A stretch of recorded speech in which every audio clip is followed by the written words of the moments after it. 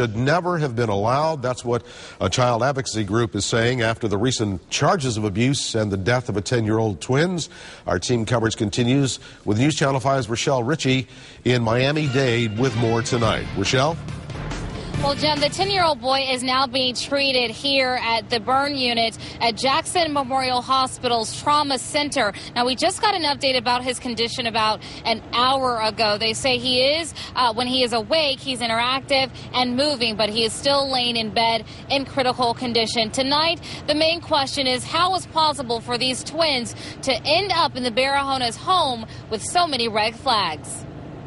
There were concerns. It was 2007 when attorney Stephen Grossbar with Guardian Litem, a child advocacy group, made recommendations the children not be placed with the Barahonas.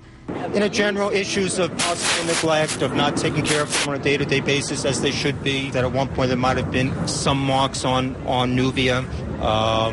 But again, not enough to cause the removal of the children. Grossbar says the twins' biological parents lost all parental rights and the children were placed in foster care. Their father's sister and her husband wanted to adopt them, but location played too much of a factor. I think part of it was they were in Texas, the children were here. He says news of the abuse and death has the biological family mourning.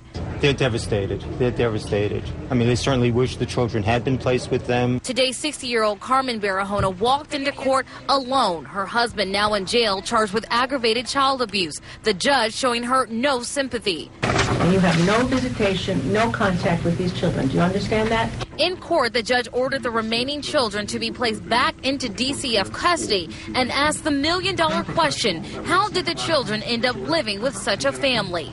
And a real investigation as to how anyone could not have known and done nothing about what was going on in this home. DCF investigators had been called to the home several times on allegations of abuse. The earliest report just last week. The investigators' excuse for not checking on the children sooner.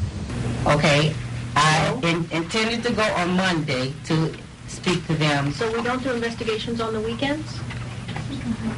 Is that what you're telling me? I'm not allowed to do investigations on the weekend. DCF quickly addressing the comment. The department completes investigations 24 hours a day, 7 days a week. In the last 48 hours, no activity had been seen at the home until Miami's homicide unit returned this afternoon. Grossbar says it's a case that could have been easily opened and closed if DCF had been paying attention. We didn't agree with it. We need to pay attention to those signs. And right now, the adoptive mother, Carmen Barahona, is not facing any charges, but with this investigation pending, they could soon come. Live in Miami, Rochelle Ritchie, WPTV, News Channel 5.